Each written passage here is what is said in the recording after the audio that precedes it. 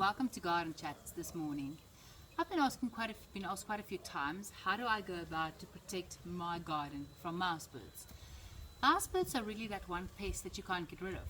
You can't throw out poison, you don't want to shoot the poor birds, so what do? In an urban environment, we don't really have the option to put a net over the entire property. So what we've done was, last year, we invested in some bird netting, and we took electric conduit piping and we made simple structures over every bed where we needed to keep those mouse birds away from.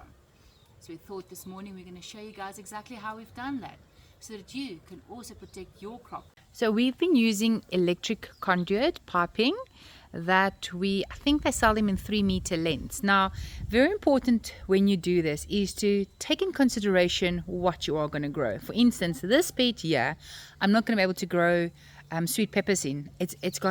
They will outgrow the space. So when we installed this one, we made sure that it was quite a bit higher. So it's one thing I can just tell you to really keep in mind when you install that. What we've done here was it's an odd bed.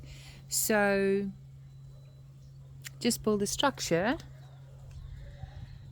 and just put the bird netting over that. Down here we've cut the pole fencing, the electrical pole fence. Now here is the steel pole fence that we've just cut and punched it about 200 into the soil. You take your piping, it's got an opening at the bottom there, or it's hollow throughout, and you just go and you put that in the one side and you add it to the other side, and that's going to form a little loop over your bed. So now, depending on the length of your bed, you would cut another piece of piping that we're going to use to stabilize your structure. The hoops aren't secure by itself, so you take another longer piece, and what we've done is we take rope. At some sections we've taken cable ties, and you just attach that straight pipe onto your loops, and that will make sure that this structure, although it's moving here, it's actually quite nice because it moves with the wind when that strong southeaster comes to Cape Town, but this has not blown over. Even when we had heavy winds in Cape Town, this structure stands solid.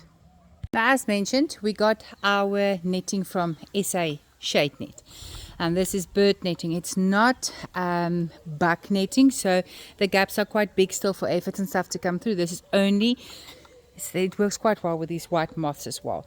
So you go and you measure out the length of your bed, always keeping additional for here on the sides, and also remembering on this side here. Then what we've done is, again, windy Cape Town, you have to attach this net to your pipes. So every little section we've gone and we have attached it. We have attached the netting to the piping. Again, cable ties or rope or whatever you prefer to use. Okay, now so all you have to do now next is you need something to keep this netting down. So you can attach a pole to this, roll it. If this is the pole, you roll it inside, and then the pole will be heavy enough for this netting to hang. But I didn't do that. I've just got rocks that I put everywhere, so that, because the bear birds are quite clever, they do get in. If they see a gap, they will get in there. So that would be your end result. This has really been our most effective way to deal with mouse birds. I have tried the seedies, I have tried the snakes, I have tried everything. We've stopped just from shooting them. That's how frustrated we are with these birds. So this is really one of the best and most cost-effective ways that we have found to protect your plants from the mouse birds. This bed here, we've said from the beginning we're going to be using as our sweet pepper bed. So now we're really thinking about height, and at the back there's some peas growing as well. So we ran out of piping, but we had a lot of extra poles. So Warren just built a little structure and we attached the net to it. So You can really use any structure that you've got, or if you have got an existing structure, or if you've got some added poles.